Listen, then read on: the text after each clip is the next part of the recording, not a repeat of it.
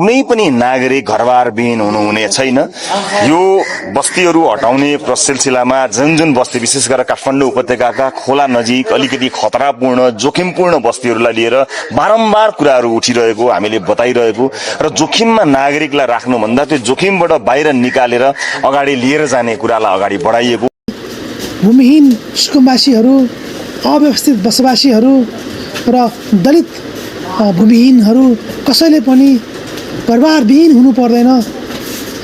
खोला किनारमा बसेका असुरक्षित बसोबासीहरूलाई जसरी राज्यले एउटा व्यवस्थापन गरिरहेको छ त्यसै गरी बाँकी रहेका अव्यवस्थित बसोबासीहरू, भूमिहीन सुकुम्बासीहरूलाई पनि राज्यले लगत्तै लालपुर्जा वितरण गरेर यो समस्यालाई सधैँभरिको लागि निमिट्यान्न पारेर यसमा यही विषयलाई लिएर राजनीतिक रोटी सेक्नेहरूको लागि अब सदाका लागि उनीहरूको राजनीति गर्ने बाटो बन्द भएको छ।